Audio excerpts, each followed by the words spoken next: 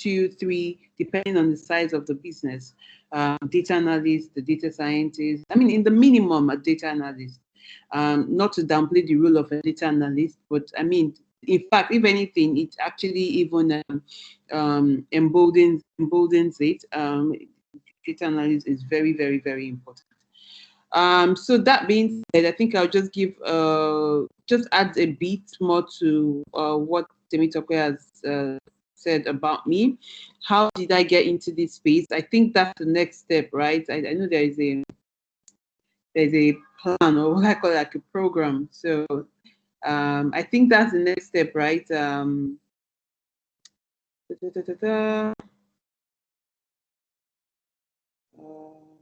see.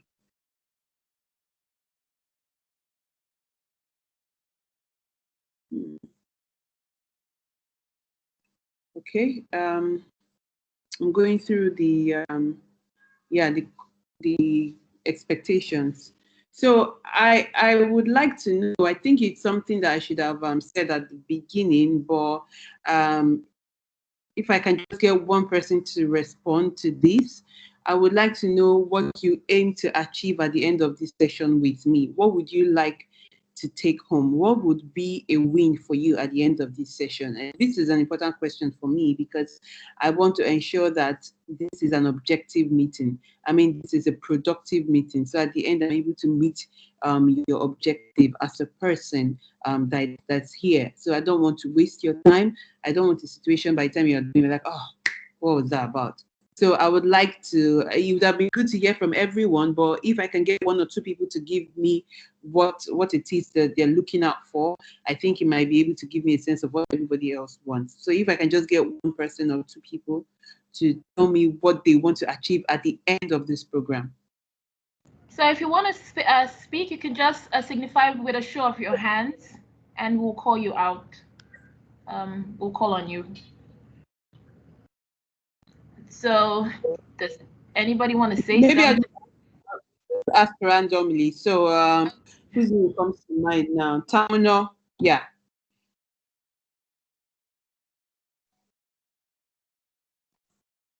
Okay. If Tamino is not there, Kiki. That's Daniel. Yes, thank you very much, Ma. By the end of this session, I would love to learn know more about the industry that you are working with, which is the digital marketing industry. How the use cases there. I've learned to love and learn more about use cases in that industry and how we can apply ourselves.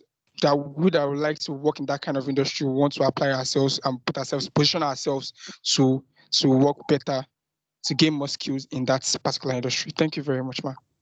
All right. Thank you very much. I think this speaks to what everyone wants. Okay. So for me, how did I get into this industry? I actually started out, as a digital marketing person per se. So when I finished uni, my first degree was computer science. After my NYSC, I started working with a travel company. And the name of the travel company is now Travel and Tour. So at the time I joined the company, it was just a brick and mortar travel agency, right? They didn't have an online presence and all whatnot. So part of the reasons why I joined them is because we needed to establish an online version of what they had offline. So that means customers should be able to go online and make reservations and pay for tickets, get visa services, all that stuff. And so while I joined, I worked with the web developer. So this role I had been working with different stakeholders. So yeah, when I say stakeholders, I'm referring to the key people that are involved in the project. So stakeholders from the company, that's from the travel company, that would be the managing director, the general manager, because it was pretty much a small company, right? I don't think we were more than 15. So that was that. So that's a stakeholder, and of course, on the other end, that has to do with resources, which in this case, part of it would be the web developers, the graphic designers. So I was working internally and externally with all of these guys to ensure that the online platform is exactly how it should be. After that, I went on to complete a process involving digital marketing, search engine optimization, Google Analytics, and actually that's actually how I started in the analytics space.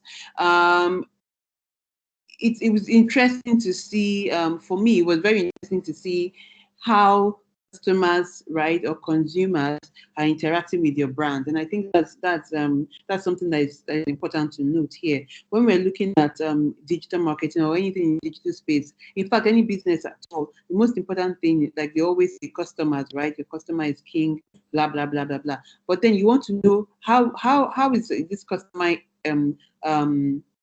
interacting with my business? What's this customer's perception about my business? And all of this is so that you can better serve your customer. And what happens when you serve your customers better? It means they're going to purchase your products more, they're going to purchase services more, they're going to make recommendations, they're going to make referrals, they're going to bring their family and friends, they're going to become repeat customers. And what does that mean? It means, bottom line, in the end, you make more money, right? And that's one of the main objectives of any business. So it got me interested more and more. My interest became increasingly, curious. So I was thinking, how is this even possible? How can I come online and I see so many things, and I can see how customers are interacting with this brand. I can see that customers are. So I use Google Analytics extensively. That's actually one of the tools I started with. That's part of the analytics tool I started with. I use Google Analytics because one is a free tool, so I didn't have to go to management and say, "Oh, guys, we need money to pay for a particular tool for analytics." No, they weren't good. They were not going to support me on that. So I had to think of a good way to innovative way, if I can use that word, to support the business without necessarily incurring cost for the business, right? Because part of the aim of a business is to reduce cost as much as possible, and that's how I stumbled into Google Analytics. And for me, it's a very good tool to start with. It gives you insights. Basically, Google Analytics is for insights.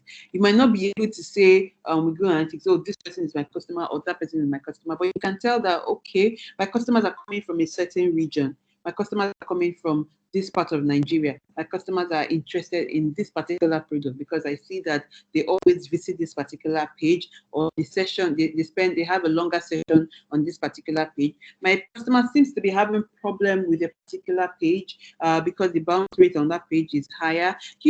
All of these kind of insights, right? I was able to get that from Google Analytics. And it's not enough for you to have those insights. What's more important is the corresponding actions that you take with that information. So in a case where maybe bounce rate was very high, there needs to be a corresponding action, right? We need that's a potential problem, and that needs to be sorted out. What do you do in that case? Now leads you into some form of investigation. Okay, why is this happening? You go on the page yourself, and from a user perspective, and trying to figure out what's wrong. That's like on a negative side, right? Maybe there's a negative insight you're seeing. On a positive insight that you're observing, probably you're seeing that, oh, okay, we have a lot of consumers or a lot of customers coming to this particular page. What is it about this particular page? You can see that, okay, on this particular page, we're probably talking about a discount or a promo on flights. Okay, since that, what does that tell you? It tells you, okay, customers are interested in flights, or interested in flights at a discounted rate, right? You go back to the drawing board. Okay, what more can we do to serve customers in this particular manner? And these are just some of the examples of how been able to use insights to improve business performance. And I just thought to myself, I think there is more to this, right? I can take it higher. And I thought, okay, maybe I should go for a master's. And at that time, to be honest, I was getting stuck. I think I got into my peak, and I just spent about 2 years plus with the company, but I felt like this is basically as high as I can get here. So I think I need more. And I was going to take a master's in I was actually going to take it in another course. Interestingly, I was going to do something else, still in the IT space, but something around maybe networking. And I had a conversation with a friend of mine, and he was like, why don't you do something around data science? Now I got thinking, okay, yeah. I mean, I'm already doing something on analytics, right? On data analytics. Why don't I even just expand it? And um, I went online. I searched for the course in that particular university, and yeah, I went for a master's in data science and computational intelligence. It was a lot. I mean, schooling abroad and schooling in Nigeria are completely two different ball games, and you're never prepared for it, especially if you're coming from a Nigerian university background. It was intense because it was a 1-year program, so everything is compressed. I learned things from computing, cloud computing, to machine learning, to fuzzy logic. It was a lot, but it was worth it. I struggled at the beginning. I'm going to confess. I'm going to be very honest. I struggled at the beginning because I hadn't programmed in a very long time. I had not done any programming in maybe say a year plus prior to then, and I just got dumped in the middle of it, right? And in the foreign university, especially in the Western world, no one's going to teach you the rudiments of programming. No one's going to teach you, no, especially at master's level, right? So they expect that you are advanced. So I had a lot of catching up to do. So there was no single play time for me. But it was worth it in the end. I got into the field when it wasn't even popular, or it's not as it wasn't as popular as it is now. But I'm glad that I'm here. So that's a bit of background. When I got back, I joined Octave, and to be honest, I joined Octave, and I told Blessing that, you know what, I just need to give, right? So for me, I wanted to join a team where I can actually give my best. I can pour out the things I had learned for the past 1 year plus, the experience I had garnered. Because while I was in the UK, I worked with Dyson, I worked with Jaguar Land Rover, and I said, you know what, I need a place to actually apply the skills that I've learned. And I searched for Octave, and I reached out to Blessing. I worked with a team, amazing team. I mean, working with Octave, it's great. Part of the things, one very important thing I learned from my time with Octave is customer value management. No, customer lifetime value, right? CV, CVL, customer CLV. No, customer It's, value. yeah, CVM, customer value management. Customer value management. There's another one that is lifetime. Customer value management. Okay, so the lifetime bit is part of customer value management. Yes.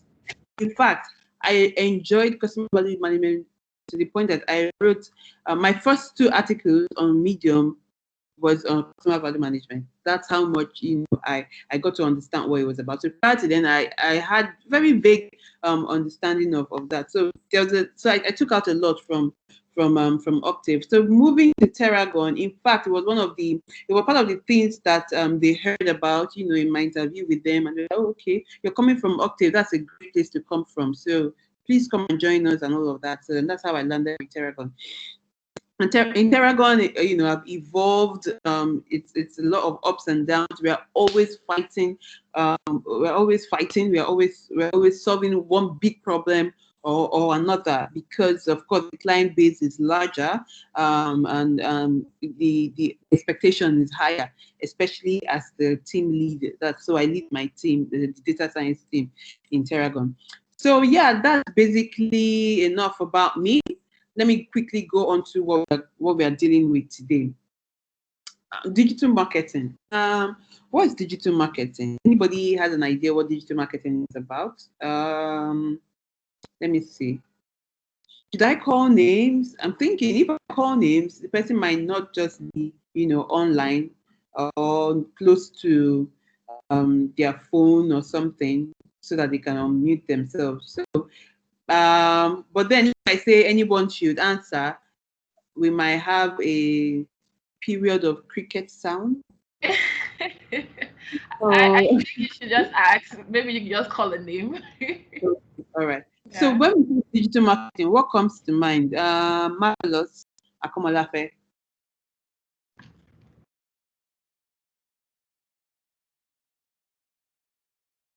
Okay. Hello, ma.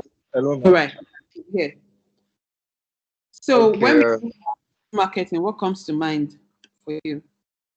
okay. When we talk about digital marketing, what comes to mind is basically leveraging on social media platforms, to to put your brand out there, to make it visible, advertising and basically that.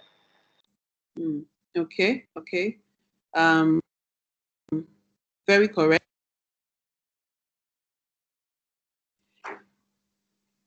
Very correct. So, if we look at digital marketing, what is digital marketing?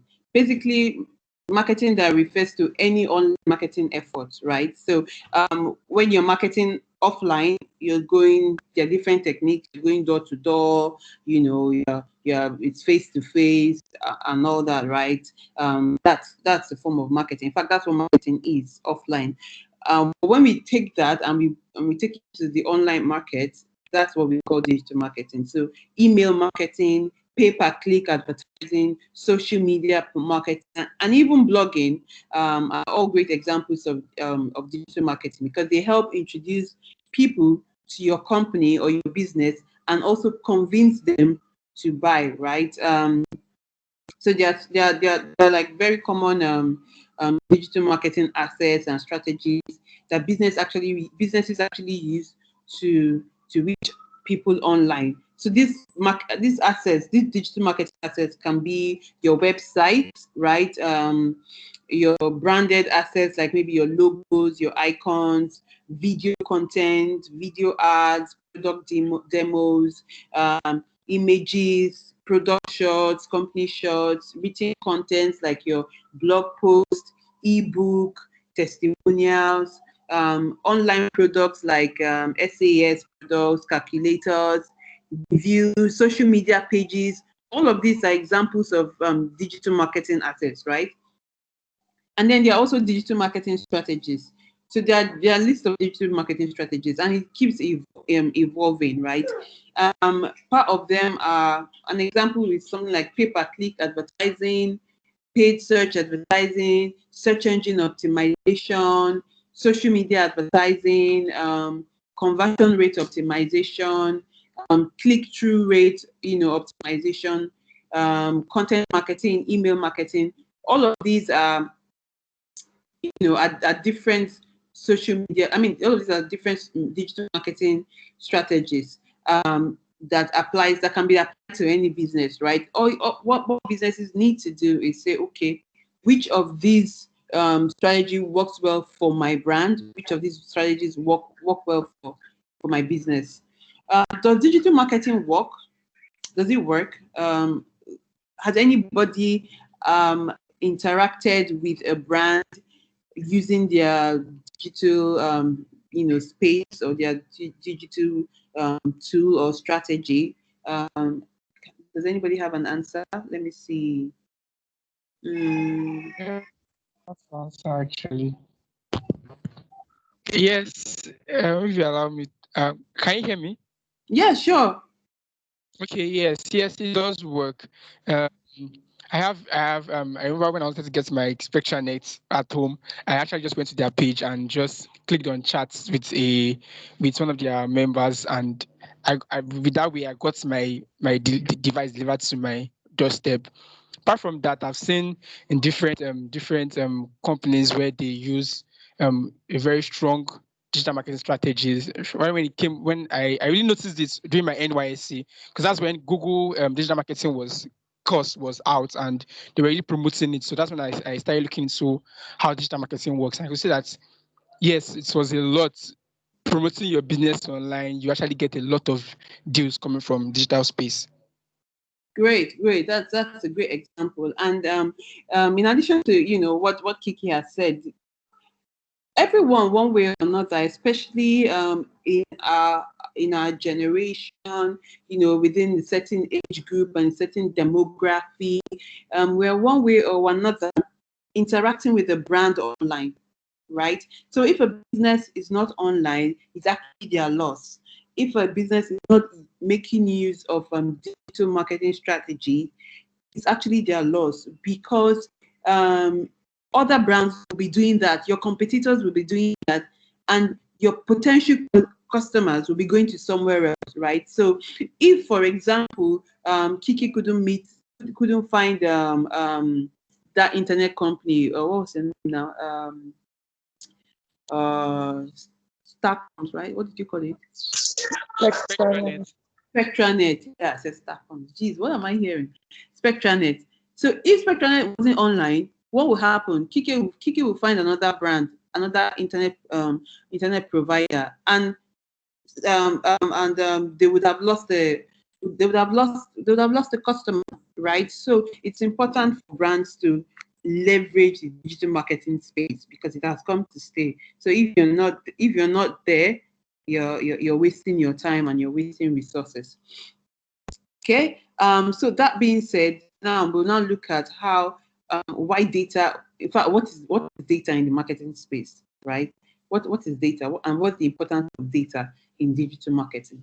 So marketing analytics and data, they work hand in hand, right? Big data is a buzzword, you hear it everywhere, but it's much more than that. It's actually a movement, right, of understanding your data, understanding your customers, understanding your unique buying cycle, and understanding your content strategy. So when people say, oh, big data is the buzzword, it's much more than that. It's a movement. Right now, it's a movement that people, businesses, and people need to get on board, because right now, most of our customers are not facing us, as it were. In fact, COVID-19 pandemic, became an eye opener for a lot of businesses, right? That, guys, we need to move away from brick and mortar mode of running a business to a digital mode of running a business. Brick and mortar companies suffered a lot, and those that did not suffer are the ones that leveraged on digital space, right, to move their business forward. So it's much more than a buzzword. It's actually a movement of understanding your customers. So knowing the data comes back to everything that we do. How do you determine your goals? It should be informed by data. What is your social media strategy? It should be informed by data. What is your marketing strategy? It should be informed by data. You should be informed by data. What do I do next for my customers? It should be informed by data. What new product should I push out into the market? It should be informed by data. All of these decisions should be made through data. So when you understand the importance of big data and analytics in digital marketing, it is pivotal in today's technological-based world. 42% of companies, they want to prove the return on investment of their marketing tactics. 42% of companies want to see, okay, I've invested this money in marketing. How do I know what the return of investment? How do I know what it is? Well, you can't know your return on investment. You can't measure your return on investment. You can't track your ROI if you don't have data. Right? So your data analytics guide you to what is and what isn't working in your marketing and how to better reach your customers. Are we clear? Are we together? Can I get an amen? Yes, ma'am. Yeah, amen. Because it seems like I'm talking to myself. So if it was a face-to-face kind of expression, I would be seeing everyone's faces, and I could tell how people are responding. But now I have to make assumptions, and it feels like I'm speaking to myself. But hearing you guys respond is helpful. Okay. So I move to the next bit. Now, what is marketing data, or what is data in marketing? When most people think of marketing data, they just sometimes want to think of website analytics and social media. Yes, but it's much more than that. It's all of your marketing data. So meaning your social media data, your email marketing, your ads, your websites, your downloads, right? It depends on what your business is. So to make it this easier, right, I'm going to use examples based on my work experience and based on my company, right? Because I don't want what I'm saying to be somewhat hazy or far-fetched. I want it to be as practical as possible. Now, what we do in Terragon, we mainly service clients, right? And our clients range from FSI. So when I mean FSI, it's financial service, companies like the banks, insurance, fintechs, and the likes, to FMCGs, as fast moving consumer goods, types of Nestle, Nigerian breweries, all that kind of space. We also have SMEs as well, small and medium enterprises. We also service this kind of businesses as well. Now, because we have a range of different companies that we service, their needs are different, right? Their marketing needs are different, and and that means the effort or the technique we are applying is also different, right? So in my examples, I'll be working more. Okay, so it depends. I'll be working with FSI examples and FMCGs. So FSI is mainly banks, and FMCG is mainly brands like maybe Guinness, Nigerian breweries, right? Okay. So why is data important in digital marketing? Everything is connected, right? The modern consumer journey, requires data to, you need to know where your consumers are coming from, what is generating leads, what information is resonating with them, what a normal buy cycle is like for your company. Someone sees a post on Facebook, follows you on Instagram, sees a new product, reads your blog, but this person does not purchase until they see your ad pop up on another website, right? It's a different kind of user journey. User journey is now much more complex because sometimes you have customers just go straight to your website. Oh, like Kiki just went straight to SpectraNet and just bought his internet device, right? But sometimes it's not as straightforward as that. Sometimes you didn't intend to buy something like that, or you might like a brand, you're following the brand on different social media platforms, and then on another site, you just see an ad for that same brand, and you know what? Okay, this might be a good product to have, and then you just buy it, right? You can't tell. The business owner needs to be able to tell where this person purchased purchased my service or goods from, and that's why it's important. That's an important data to have, and that's why part of the reasons why data is important in digital marketing. You want to be able to know who your leads are, where your leads are coming from. And when I say leads, it means a lead is sort of like a potential buyer, right? So, for example, if I come on SpectraNet's website, right, because I want to purchase an internet device, right? I go on their website. As long as I've landed on their website, I'm a lead. Because I'm a potential customer, right? So a lead is a potential customer. A lead is someone who has not become a customer yet, but there is a potential for the person to become a customer. So you need to your marketing data ensures that you are following your leads, you're following the people, following your consumers, right? Aside that, another reason why data is important in digital marketing is you want to be able to make decisions based on your data. You want to take yourself out of the picture and use data to make your decision. Now, this can happen in many ways. For example, one of our clients was going to push campaign right to a certain location. They wanted to acquire customers. They wanted to acquire customers. Bottom line, and then they came to us and said, you know what, guys, we need your help. We want to acquire customers. We have leads, so we have a pool of people, right? That we think are interested in our product, right? In opening an account with us. So we're going to bring them to you, and we want you to engage with them digitally, right? Use your digital strategy and engage with them and get them to become customers.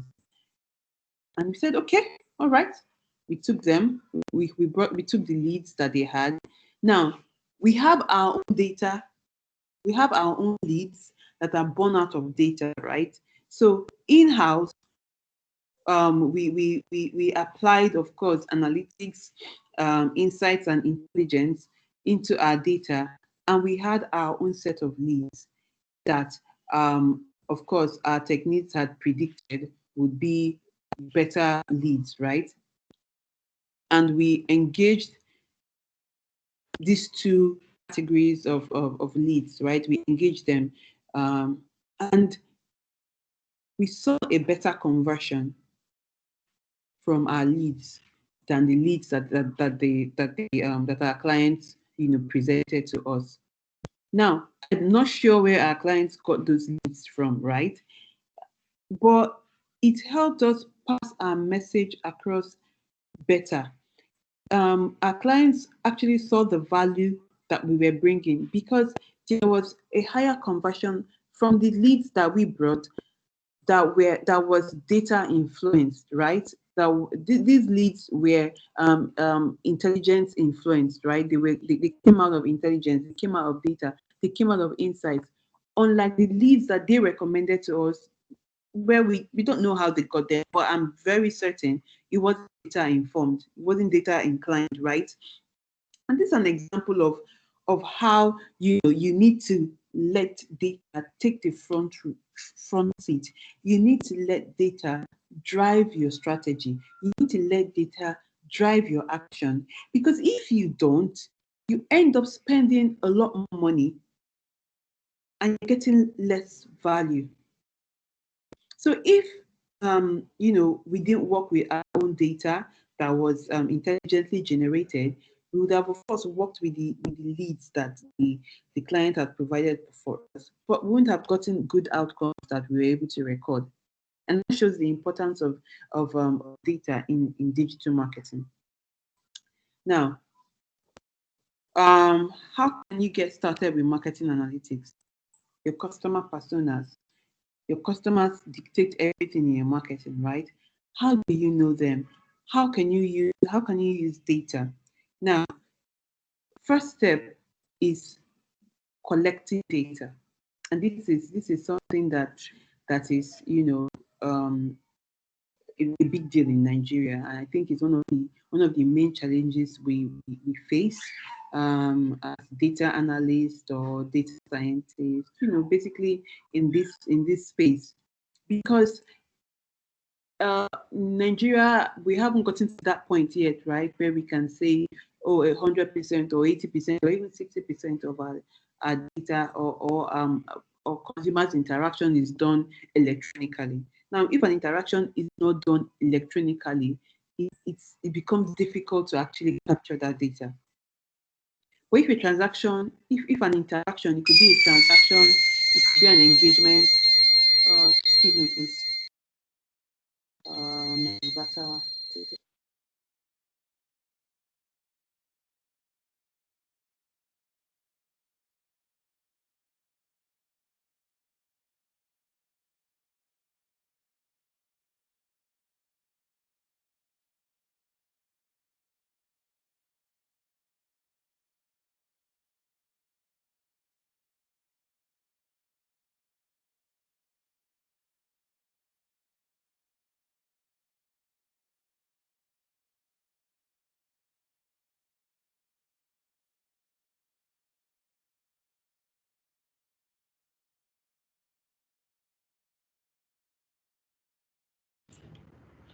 Okay, guys, so just hold on for our speaker. Oh, okay. Yeah, it's a bit dark now, but the light will come back on soon. So I'm using my flashlight. Yeah, so where were we? Who can remind me? What did I say last?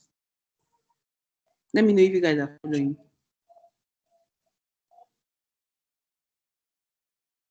What was the last thing I talked about? Hello, ma. Yes. Okay, ma, you were talking about how in Nigeria we are unable to, we still have the shortcoming of generating data. And, you were talking around that line. Yes, thank you very much, Marvelous. Yes, so I was saying that, here, because we're not very technologically advanced yet, we're getting there slowly but surely, but for now, we're not there yet. So it makes it a bit challenging to acquire data digitally. So what does this mean? It means that most of the data that we have, they are offline, probably on a piece of paper or face-to-face conversation. Maybe the data is in your head, right? You go into a shop and the person says, "Oh, my customer, you're my customer." How does the person know you are his customer? Because the person has been seeing you coming to the shop a couple of times, right? "Oh, my customer, you bought cornflakes last week, Abby. Oh, this week our conflicts has finished. Oh, how did the customer? That's data because the business owner knows you as a customer, knows that you buy conflicts, knows how frequently you buy conflicts.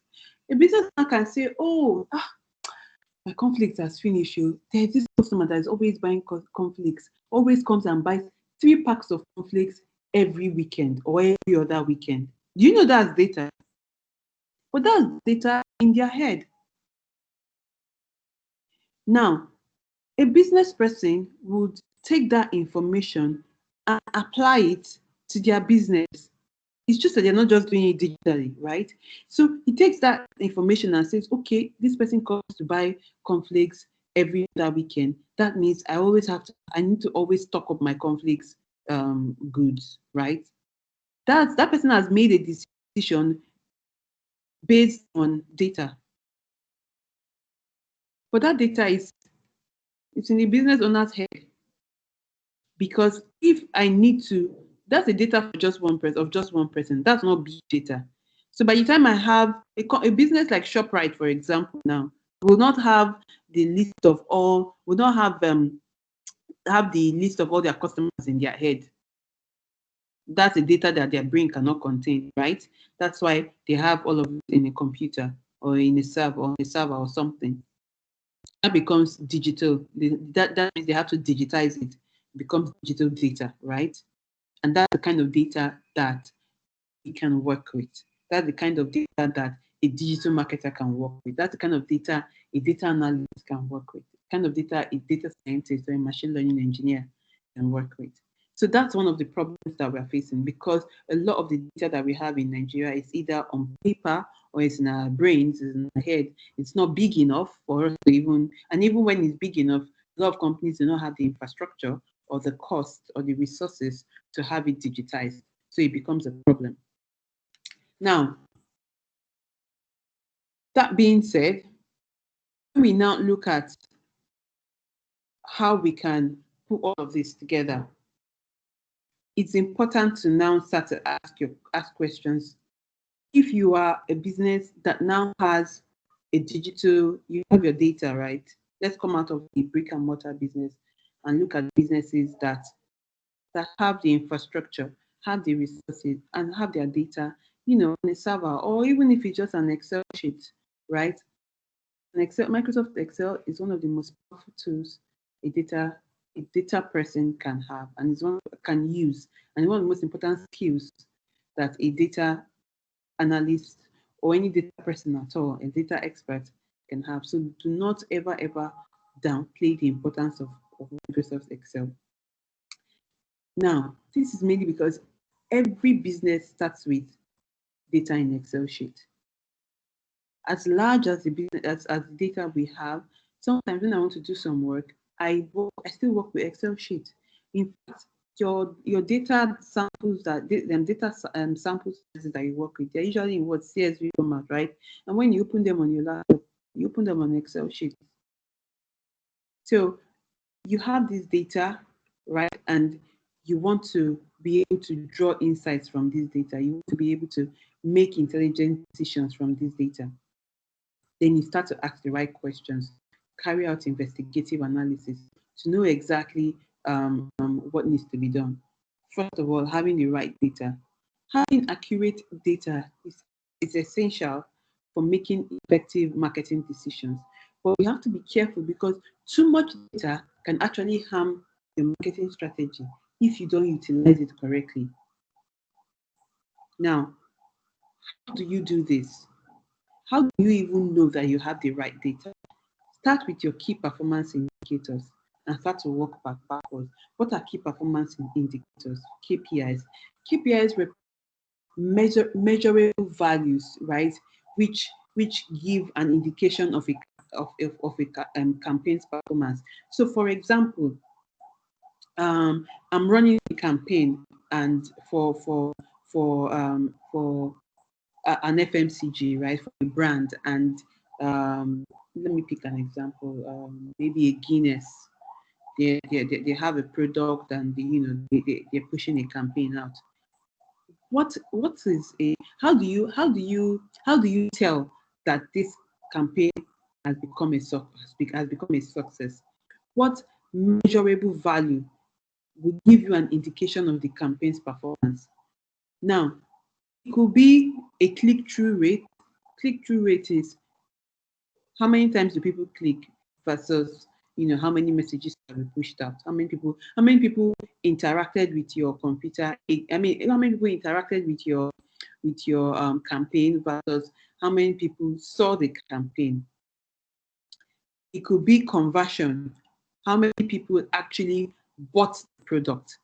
Now, if I'm using the Guinness own as an example, Guinness, they're pushing a campaign online and say, oh, okay, open the crown cup, open the crown of your, what's it called now?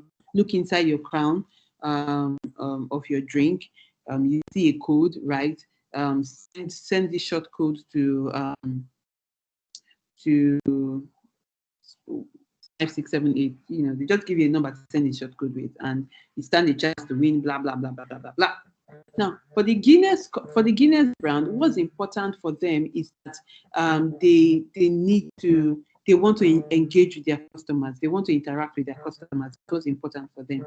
What's a KPI? What's the KPI for them? For them, the KPI is conversion. And what is that conversion? Conversion means how many people actually send this code to send whatever is on the crown cup. How many people send it to that code number, right? Why? Because they want to track how many people actually bought the drink. Now, all decisions for marketing initiatives should have a goal. Whether it can be, so for if it's a website, for example, it could be how many visitors come to the website, how many registrations were done, how many emails were collected, how many clicks to calls, right? Whatever your goal is, your KPI should be helping you to support your objective. Do we get that? Do we understand what KPIs mean? Yes, ma. Yes, Great. ma. Yes, ma'am. Now, when you now have your KPI, like I said, having the right data, you now start to work backwards. So now that I know what my KPI is, what kind of data will help me achieve my KPI? It's very important that you have the right data. I was going through, so we run a campaign for one of our clients, one of the banks, and I was going through the results of the campaign, and I wanted to have a better understanding of the people that actually interacted with the campaign. And I opened the data. Let me see if I have that somewhere, where I can. Let me, if I'm permitted to share this. I can't share it because it's, what do they call it now? company policy, but I'll just give you a small description.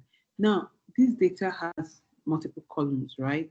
And I will call them attributes or features, like we all call it in the data world.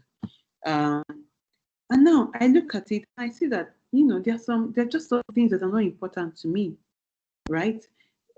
Things around, for example, let me see. Mm, okay. Um, Version. So I'm looking at my data and I'm seeing things like version has one number like that, and then I'm seeing source. Now I don't need these columns, but this is data. But it's not important for what I want at the moment. I'm working on, okay, I want to carry out some investigative analysis. I want to have a better understanding. I want to carry out insights, right, about these people who have responded to my campaign. Well, I'm having a column here that is telling me about version and source and timestamp. I don't need that, right? What do? I have to dump it. I have to drop those columns. So it's important that you have the right data. Now, the second step is knowing your audience, your channels. The best part of having data is being able to know who exactly you are talking to and why you should be targeting and who you should be targeting in your marketing campaigns, right? You can track the type of visitors that come to your site. You can build personas around those who engage them. If you for example, with this campaign that I just worked on, that I'm currently carrying out an investigative analysis on, I need to know who these people are. I need to know the age group of these people. Who are these people that responded to this ad? Who are these people that responded to this campaign? What age group do they fall under? Then you now start to apply, your analysis, the data analysis that you've learned, your analytical skills, But most importantly, first of all, you need to ask the right questions. If you don't ask the right questions, you don't even know what you're going to do. And I think that's where a lot of people have problems, applying data, because it's one thing to have the data skills and then you have the data, right, but you don't even know how to marry them together because you don't have a business understanding of what you need to do. So that's why part of the things I talked about at the beginning is understanding your business, understanding your KPIs, right, defining what those KPIs are and understanding it, because that would help you answer your question. Now I want to know my audience. I want to know what channel is more profitable. You can use data to determine what things your audience interact with on your site, in your campaigns, such as your emails and your ads. You can use data to determine what things your audiences are looking out for. When deciding on your audiences to target, you need to determine what's their intention, right? I'm seeing that, people that have responded to a certain campaign, they fall under the age group 23 to 30. That means that there's something about this campaign that appeals to people within that certain age group, right? Now you look at that. Who are the people within this certain age group? They are young, they are youthful, they are tech savvy, you know. Um, um, Look at the gender as well. Is this something that appeals to both gender? But you cannot really tell all of these things unless you have the data, one, and you have the skill to mine this data and see those insights and intelligence that's embedded in the data. An example, for example, one of our clients, has a mobile app, right? And they want to utilize the data collected from this app to determine the busiest hour. What are the times that their customers operate on their app the most? There is seasonal trend. The customers use their apps more during Christmas, during Salah, during the holidays? Is there a particular habit? Is there a particular preference? You start to ask questions because you want to. Your aim is to know these people. For my team, I always tell them the objective of our team is to know our consumers, is to know people. So you use this information to now start to build marketing campaigns and promotions that they know, from the data that is relevant to their customers based on demographics and locations and age group and whatever metric you want to use. Another important data set to take into account is another thing is your traffic source, from devices. Having the correct channels to reach your audience also makes a huge difference in your digital marketing strategy. What different demographics use different methods to access online information. Now you're thinking about it. 58% of site visits were from mobile devices in 2018, right? You need to know what devices are most fitting for your audience. It can help you optimize your content, even to reach them more efficiently. But you can only know this through data, right? Another important thing that we do is targeting the right audience. I mean, using the right content. So all of these things I'm listing are how you can, utilize data in your digital marketing strategy. So targeting the right keywords. Yes, that's what I was going to say. Targeting the right keywords. Data can help you determine what your audience is searching for when looking at your service. Now I'm going to give another example to drive home this point. Of what we did, one of the strategies we implemented when we were executing a campaign for clients in customer acquisition is using different keywords. Now this is very important, and it ties back to experimentation, which is something I'm going to touch on much later in depth. But experimentation is very important when you're applying data to any business problem. Now, how can you determine what is right? It's through experimentation. Part of it is experimentation. Now, what we did was we had different keywords, right? And we experimented. We took a small sample size of people, and then we experimented with these keywords on them, right? And it helped us to determine what our audience is searching for, so that when we want to push campaigns to these guys or people that fall under this cluster, we are able to use the right words and then optimize. For example, Google AdWords is a keyword tool, right?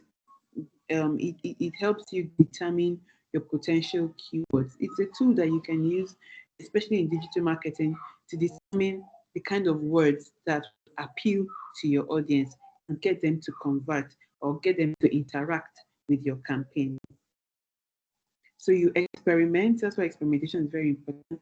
You experiment, you use the results that you get, use the data that you get when the results come in, and use that to optimize and improve performance.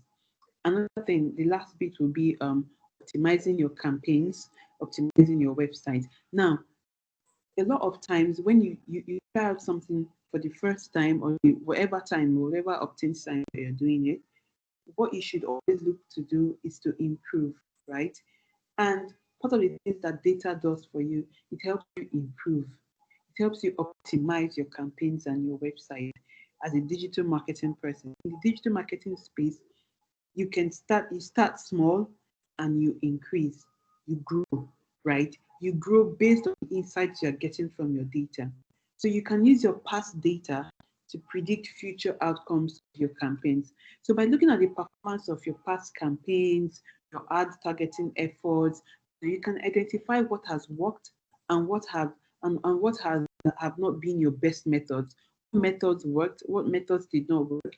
If you see that your Facebook ads, for example, are outperforming your Google ads, you may want to allocate more budget, right, towards your Facebook ad. But you cannot know this until you see what your data is telling you.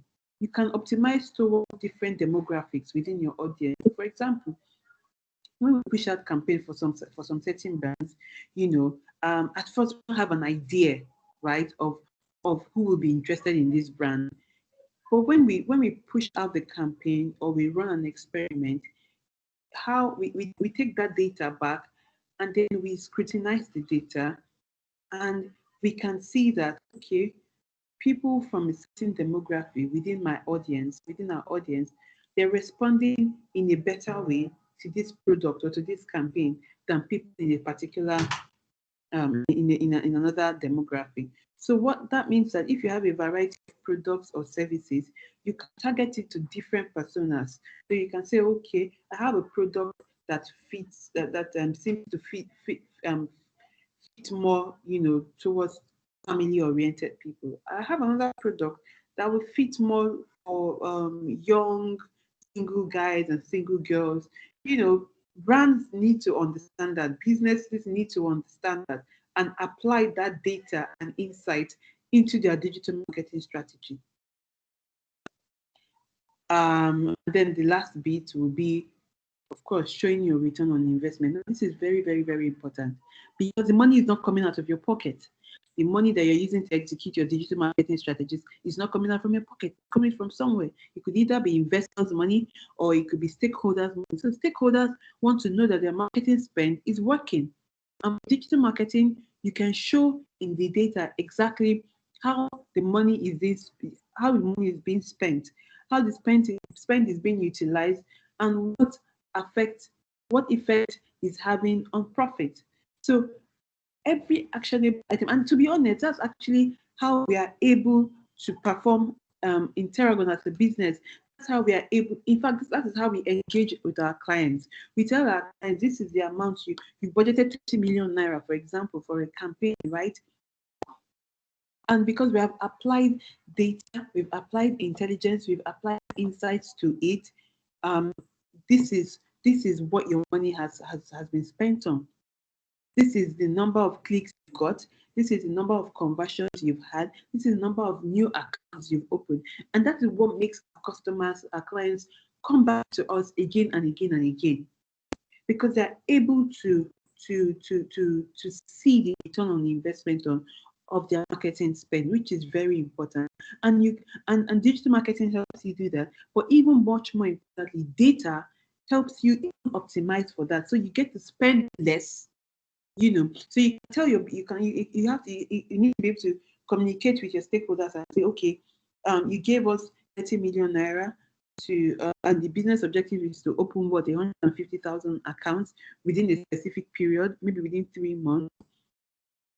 How was it before? Before you started to apply insights and intelligence, you're probably spending maybe 30 million naira, and you're only able to open 50,000 accounts. But because we're now able to apply insights and intelligence using our data,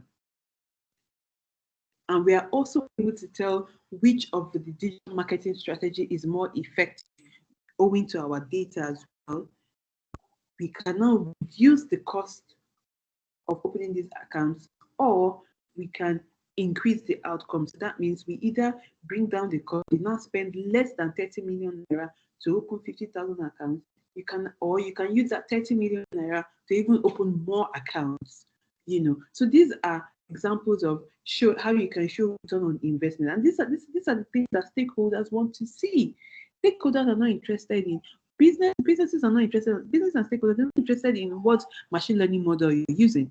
They're not interested in oh, okay, I'm applying this technique. Oh, I'm doing this, I'm doing that, I'm using clustering, I'm doing segmentation. They don't want to know that.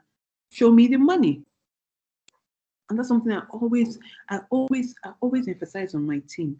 Between you and I, yes, I know you're trying logistic regression. Yes, I know you're trying clustering. Yes, I know you're trying naive Bayes. You're trying decision tree.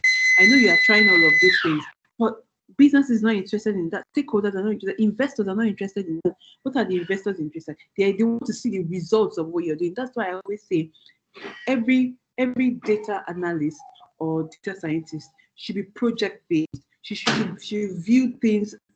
She should view things as per what value are they bringing to the business.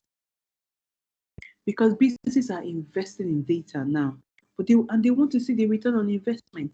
If you're going to be paying a data scientist a chunk of money every month, you want to be able to see the value If you're going to be paying a data analyst a chunk of money every month, yes, you're going to be spending a lot of money on data infrastructure. You want to see the impact of that budget, and that's the last point for me. And that's where I'm going to stop. The return on investment is very, very, very important. After all said and done, with all your technology, with all your skills, with all everything that you've learned, it boils down to return on investment. What are the stakeholders saying? If they're not seeing if it doesn't move the needle, then to them it will be like you've wasted their time. And you see that it will feel like all your efforts have been in vain. But when they can see that, oh, okay, we made more money, or we've got more customers, or we spent less, then this is an important thing to have, because the insights they're providing for us is helping us make sound decisions. Thank you. Thank you so much. Honestly, I just feel like, oh my God, you can't get more practical than this. Honestly, you can't just get more practical than this. And on the behalf of the Octave Analytics team, I really, really want to appreciate you for everything you've said so far, which very, very stringent and solid points that you have actually shared with us today. I want to actually just go over some of the things you have said, because I'm also writing down, and I'm telling you that I have like pages. So, I mean, there was just something you said that just really like struck a chord in me. And it's something that a lot of our industry experts have said over time, and it's so important. I'm so happy that you also shared that as well. You said as data scientists, we have to be project based. In terms of, data scientists should look at the values the value that they're bringing to the business. And I love the way you put it. You said investors and stakeholders are not going to be looking at your machine model technique, and if you're using clustering or logistic regression, show me the money. That is how you put it. Show me the money. So basically, I'm just so happy that you actually said that again, and I'm happy that our graduate trainees heard this from you. So guys, in as much as you know the techniques and the modelings, which is super good, be project based. What value are you bringing to the table? And just to do a recap of some of the things you said as well. You said big data is a movement. It is not just a buzzword. It's not just something that everyone is just talking about. It is actually a movement. So everyone get on this ride, and let's see how we can leverage on this. And you said corresponding actions should also follow insights. And this is also delivered from data. I also love what you said about, let your data drive your strategy and your action, or you will spend more money and generate less value. And you also gave that very, very wonderful example about your client that came with their own data, and you got your own data, and you felt that there was something more to this. And if you had actually gone with that company and their data set and stuff, then things would have just gone downhill from there. So yes, let your data drive your strategy and your actions, or you will spend more money and generate less value. Your data should be intelligently generated as well. That is something that is also a key factor. I also love what you said about Excel. And I think it's just funny how everyone is all about the latest tools, and everyone is learning R and Python, and it's, which is super awesome. But you said something here, and you said do not downplay the importance of Excel. At the end of the day, as data analysts, you have to learn the basic skills, because at the end of the day, it's coming in a spreadsheet, it's coming in a CSV file, and you will still need to open and use Excel. I will say a story. I mean, there were some people who came in recently, I think, for an interview and stuff, and they claimed to be really, really good data scientists, and we told them, okay, this is an Excel file, do a pivot table. They could not do a pivot table on Excel, but they said they were data scientists, and which is true. But in my mind, I felt, well, if you know R and you know Python and you know all the statistical software that is out there, but you don't know how to do a pivot table on Excel, then I don't know what to say. So at the end of the day, these are just some of the basic things that you need to know as a data scientist. You said something also. You said if you don't utilize if you don't utilize this correctly, too much data can harm your marketing strategy. So at the end of the day, you want to start with your KPIs, and your KPIs should also help you support your objectives. At the end of the day, define your KPIs. Know your audience, know your traffic source, carry out investigative analysis by asking the right questions. I can go on and on and on, but I think I really, really hope that our graduate traders were also writing the way I was writing too, and I hope they really got. Well, I'm sure they did. I'm really, really sure they did.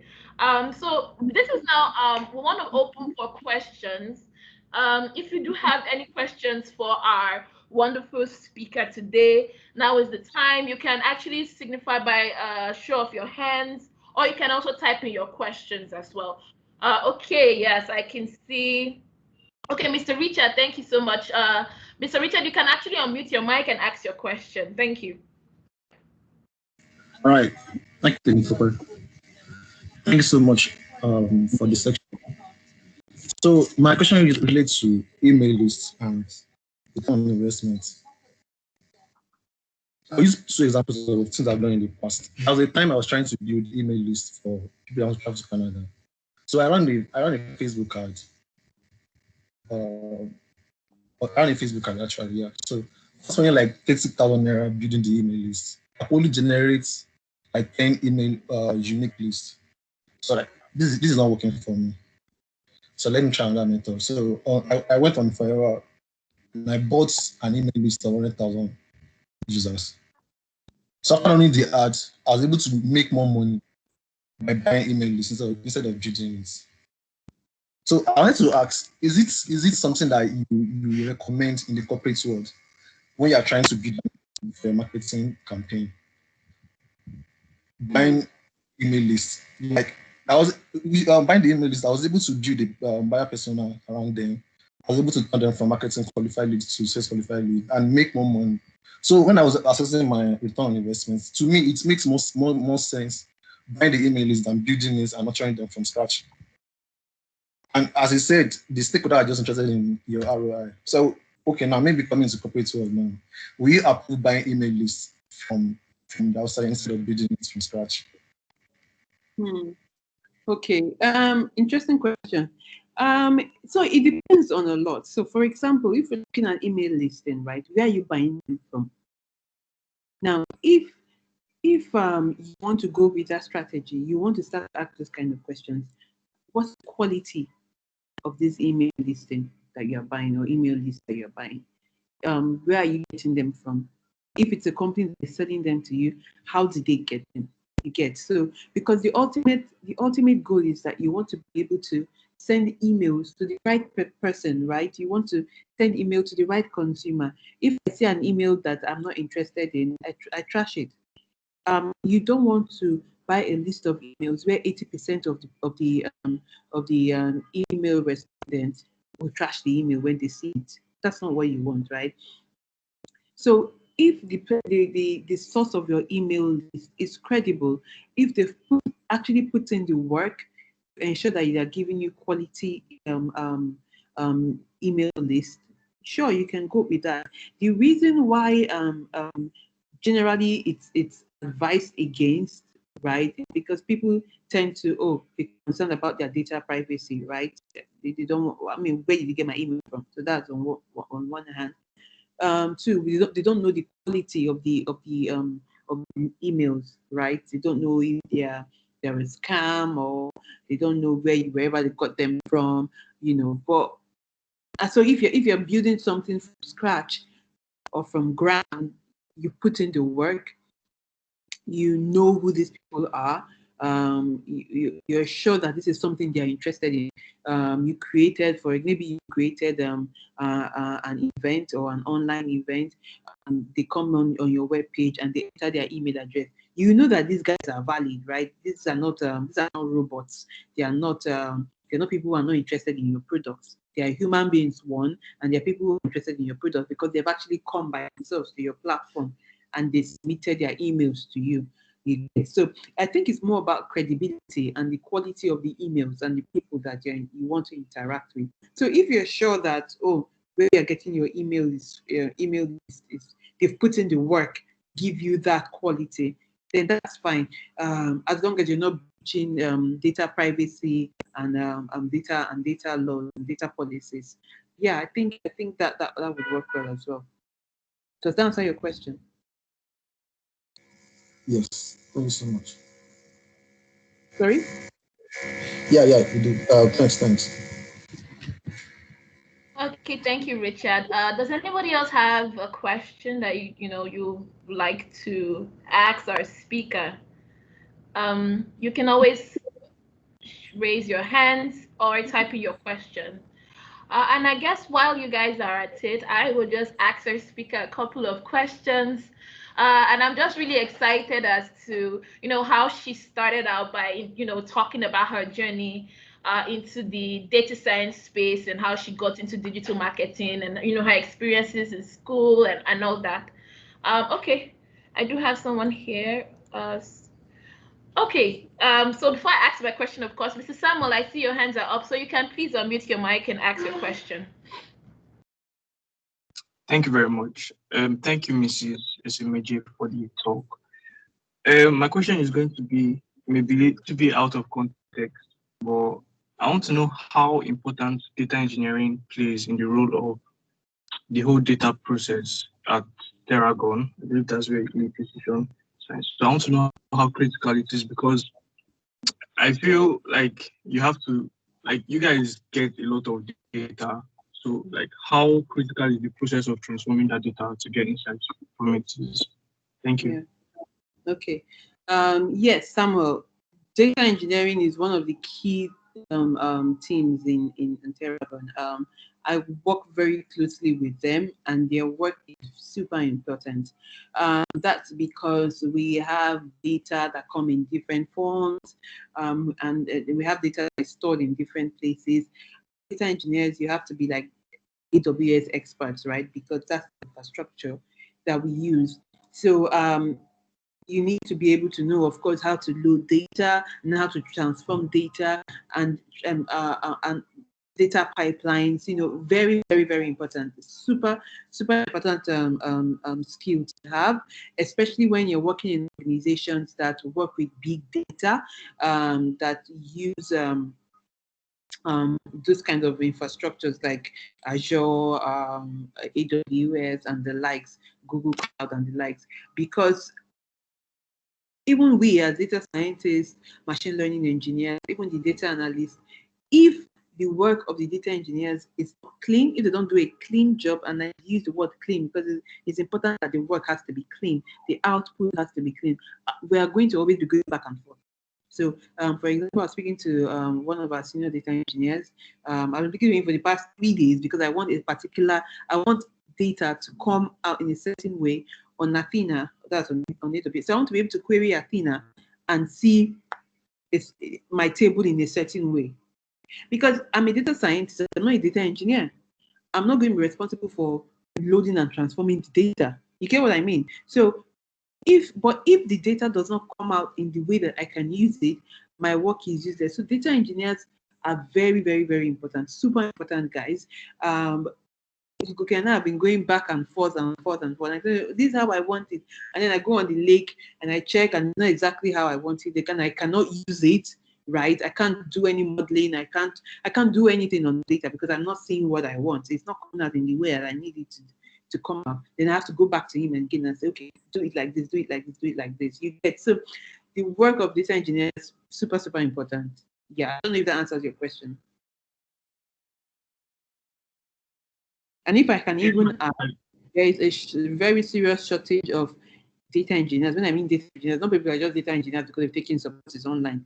Data engineers with the right experience and people who know what they're doing. There's actually a shortage of that as well. So it would be good to know, what you're up to and, see what skills and you have. And also if you can continue to build yourself in this space, it will be very good for you as well and for anyone else.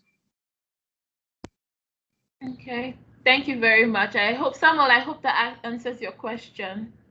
Yes, thank you very much. Okay, thank you. So the next person we have here is Marvelous. Marvelous has a question.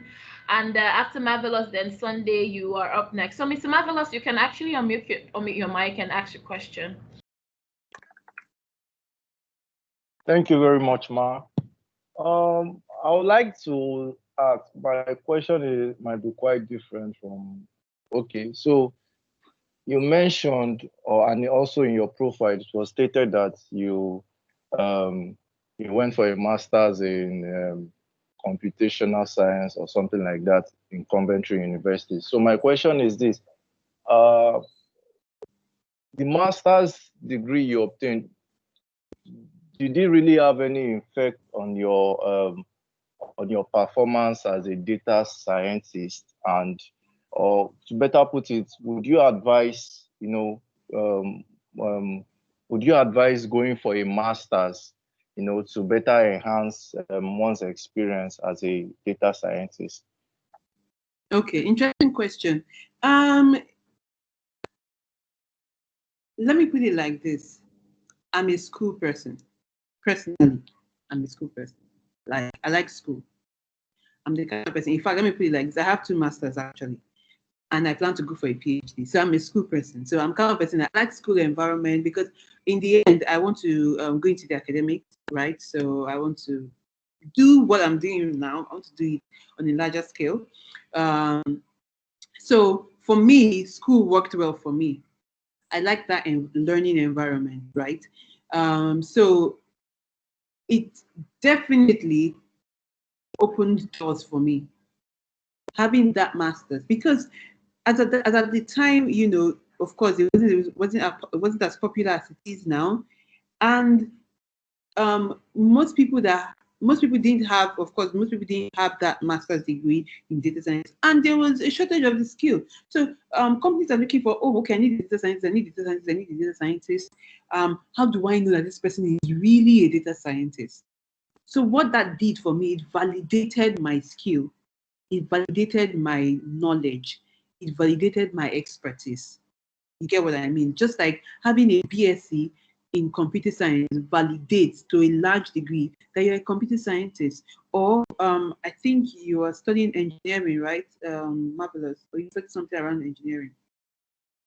Yes, ma'am. Mechanical Yeah, engineering. mechanical engineering. So that BSc or BEng, I don't know how to call it, in mechanical engineering, what does it do? It validates that what you're a mechanical engineer. So anybody that sees that will have to some degree respite, knowing that if I'm going to employ Marvelous and I see that he has a BNG in mechanical engineering, I won't be thinking, oh, is he a mechanical engineer or not? Get what I mean? I won't have second thoughts about you being a mechanical engineer. What I might just be thinking, so is he a very good mechanical engineer? That's the question I'll be asking. But how can I know how good of a mechanical engineer he is if I don't test him, if I don't interview him, right? If I don't look through his CV and look at the projects that he has worked on. So for me, I would say that I'm very certain I wouldn't be where I am now if I didn't have that master's in data science. I decided to go for a master's in data science because I learned better in a proper school environment. You could take online courses, right? You could, can build your skills, you take on projects and stuff like that. You can do that. And once you can, get a leg in the door, and intern for companies and all that kind of stuff, you start to build your skills and all that. Then you might not necessarily need to go for a master's. I have amazing colleagues who do not have masters. Adishola Afolabi is a very skilled guy, very skilled machine learning engineer. He doesn't have a master's in data science. Femi Ogunbode, very smart, very intelligent guy, doesn't have a master's in machine learning or in data science, but these guys are very good. They are very good. They are world class. You get what I mean? And they got here by taking courses online. They got to where they are by taking courses online, involving in projects, getting themselves involved in projects. Once they have their leg in the door with any company, they take on initiatives, take on projects, show that they're willing to work, and they are very flexible. So these are skills that I think that super helpful. If you want to be in a school environment, if you want to study, go for a master's, all and good. But if you don't want to, it doesn't mean that you cannot go far, as a data scientist or data analyst or machine learning engineer, whichever one it is. So that's your Thank you, question, ma. Marvelous. Okay, Thank thank you, you ma. very much. Yes, Thank you, Okay. Marvelous. So the next person, I think Sunday you actually indicated that you had a question. So you can unmute your mic and ask your question. Thank you very much, ma'am. Thank you for the class, ma'am. I want to know what are the most common because I don't know whether you've talked about it because I lost it at some point during the section. What are the most common challenges as when it comes to these digital marketing and data science, and how vast have you been used to them, and how have you been able to overcome those challenges? Interesting. Very, very valid question. Very interesting question. There are a lot of challenges. But the first one I would say is the data. Um, Mainly because we have very limited source of data in this space in Nigeria, in Africa. There are very few companies that actually house um, accurate, or to some degree, the accurate data of customers, of consumers in Nigeria. So people like the banks, organizations like the FSIs, banks, and telcos, those are the people those are the places where I know that you can say to a large degree they have 60 to 70% accuracy of data, of people's data. But that's just transactional data, right? That's transactional data for the banks, and that's behavioral. Transactional data from the telco. But data around behavior, for example, psychographic data, behavioral data, it's very hard to come by. Data around even purchases, right? You don't get that because places like um, shopping malls don't leverage on data or digital platforms. And even when they do have the data, it's sitting in silos in different places. It's sitting on this person's computer and sitting on that person's computer, or it's sitting on one hard drive, or someone doesn't even know where that data is. These are part of the problems that we face. So when we don't have accurate data, when we don't have the right data about consumers, it's hard to achieve your KPI. And that leads me to another challenge that we face. It's actually meeting customers or meeting clients' expectations. So a lot of times clients come to you and say they expect you to work magic for them. They say, oh, okay, you have insights, you have data, you have analytics. Oh yeah, come and do this, do this, do this, do this.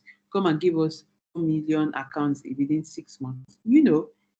And or come and give us 1 million app downloads. So come and give it. They now set unrealistic expectations, and it becomes difficult to meet those KPIs because you don't have the right data that can help you meet those kind of numbers. And these are like two examples of very major challenges that we face. How are we able to tackle this? For the data bit, we started to work with partners because we understand that while the data is probably sitting somewhere, we need to be able to have access to that data. So there's work around encouraging um, digital transformation, encouraging companies to get on board digital transformation. There's work around even partnering with businesses to help them get on board digital transformation, and to also partner with them to see the value in the data, right? There's also work around educating our clients in knowing the kind of KPIs that are realistic, right? Saying, okay, we can do this. This is done with this kind of data that we have. This is what you can do with this data that you have. So some people overrate the data that they have. Some people underrate the data that they have, like some businesses, right? So the business can have data and they feel like the data that they have is not enough. Meanwhile, the data they have is more than enough. They just have the right skill. While some guys have a lot of data, but they don't even know that data is enough. While some do not have data, they think that the small 1,000 or 10,000 customers that they have It's not even the number of customers, the number of the attributes that they have. Maybe they only have 2 or 3 attributes on their database, and they say, "Oh, we have data, we have data, we have data. Come and do magic for us." You get. So these are part of challenges that we face, and of course, these are ways that we are trying to deal with them. All right, thank you very much, man. You're welcome, Okay. Cindy. Thank you, Sunday. And I think Adetoro Esther, you actually want to ask a question, so you can unmute your mic and ask our speaker. Yes, thank you very much, Temitope. Thank you very much, Ma. I must really say that I enjoyed your session so much. I missed introducing myself. I had network challenge initially. So my name is Esther Adedeji, graduate of the University of Lagos. I'm on the data analytics track with Octave Analytics graduate training program. Okay, so the digital marketing space now sounds really interesting to me after having heard you talk about it. But I'm also seeing the other side to it as to I mean a data scientist or a data analyst working with a digital marketing company. I'm seeing the side of how vast or how vast the person has to be in terms of having the domain knowledge, since it's quite different when you are working with probably a financial service industry, and then you more like you have a niche somewhere, the kind of data you'll be working with, so you just focus on that. But now the digital marketing space seems wide. So my question, Sunday asked something similar. What is the minimum challenge that you foresee, say a junior data analyst will be experiencing, probably when the person gets on board, probably in a digital marketing firm industry? I mean, probably in their first 90 days, what's like the minimum challenge that you foresee such person will be having? Thank you, Ma. Um, what would I say? I would say, maybe in the first 90 days, it's mainly understanding the business. I think that's very important, before you even go into start working on the data, or before you even start touch the data, before you touch the data, understand the business. That's where the problem is, because if you don't understand the business, you won't even know what problem you're solving. So understand the business, ask questions. And I know it might be a bit challenging within the first 90 days, to speak to people, to ask questions. You might be a bit shy, but that's actually when you need to that's actually what you need to do at that time, right? Start asking questions. Find out the pain points of the business. The first 90 days, you need to be asking questions around, what are the problems that the business is facing right now? How can you solve it? Right? Then that's when your brain starts to kick in, and you start thinking of how you apply, your data analytics skill to solving problems. But that first 3 months, when you get to any business, understand what the business is about, what is a win for the business, what's the business objectives, what's their mission, what are their values, things like that. Who are their customers? Who are their potential customers? Who are their leads? What kind of customers do they want? What would the business see and say, hey, yeah, we did well today, or we did it well this quarter, or we did it well this year? What are the metrics?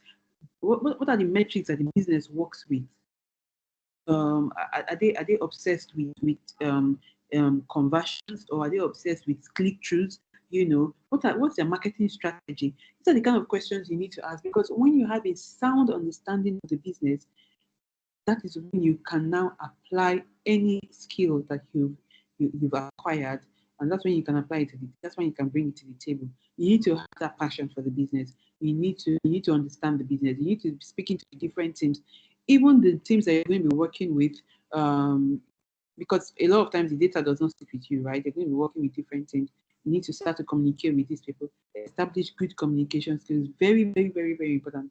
There are a lot of soft skills that are very important, even much more important than your technical skills.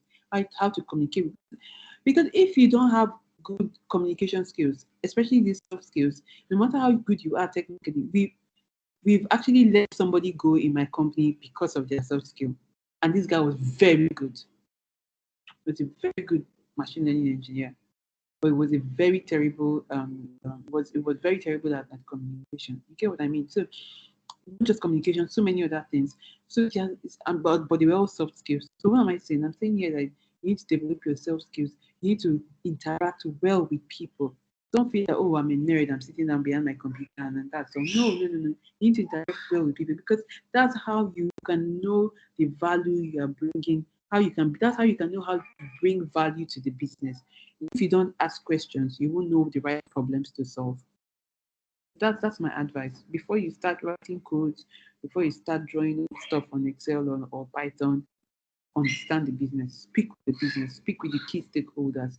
If you have to go and knock on their door and say, please, can I have 10 minutes of your time? You know, what are your pain points? Let me know what's going on. If you can do that, that would be very helpful. It's even good for the business, and even the stakeholders and the business will be happy to have somebody like that on their team. And like, oh, this person is actually very much interested in solving our problems. So it will be hard for them to even want to let you go. Does that answer your question, Esther? Very well, ma. Thank you so much. Thank you very much, Esther. Thank you. I don't know if anybody else wants to ask a question. I'm really, really excited because I said at the beginning that I actually wanted to ask you a couple of questions, but I think you have actually addressed them. And there's just something that is, again, a common theme, which is, develop your soft skills at the end of the day. Communication skills are just so, so, so important. We had an expert who spoke to us about, trying to tell stories with your data. Some people just, you do all the machine learning stuff and all the programming, but you don't know how to communicate your findings. You don't know how to tell stories with your findings. And these are very, very important. And you said something like, there is something you said, if you don't ask the right questions, you will not understand the right problems to solve. That is also very, very key, especially as budding data scientists. I guess we all have, we don't really have any questions. And I guess it's just time to wrap up today's today's session, of course. It has been a very, very wonderful session. Honestly, I am short, I'm lost of words, really. Thank you so much, Mrs. Omole, for today. We are so, so happy to have you with us. And I guess you guys can follow her on her social, I think on LinkedIn. Can we connect with you on LinkedIn? If I don't know. So yeah, you guys can actually connect with our speaker on LinkedIn and just because you always want to have someone like this in your network, of course. That being said, I think it's on a high. Let's end today's program on a high note and just say thank you very much, Ms. Omoli, for today. Again, she's also an ambassador of Octave Analytics. So, guys, the idea is in the next 2-3 years, I want to have someone like Ebube come and talk to the new graduate trainees. I want to have someone like Daniel come to talk to them. I don't know, but this is basically what it should be like. An ambassador of Octave Analytics, and she's doing awesome and amazing things in the industry. Thank you very, very much. I could go on and on, but in our usual fashion, we usually have our participants unmute their mics and say thank you, since we are doing this virtually. So this is our own way of doing a standing ovation. So can we unmute our mics and, and just say thank you to our wonderful guest experts. Thank you very Thank much. you very much. Thank you very Thank you much, so much, ma'am. man. Thank you so much, Ma. We really appreciate your time today. Thank you, thank you, thank you, thank you. Thank you very much. And everyone, thank you for also joining. Thank you, Mr. Molly. My God, I feel like I've said thank you 100 times and it's still not enough, but thank you. Thank you, thank you, thank you, thank you. And everyone, thank you very much for joining. Everyone, you have a wonderful day and enjoy the rest of your day. Thank you, everybody. All right. Bye-bye. Bye, everyone. Bye. Bye, everyone. Mm.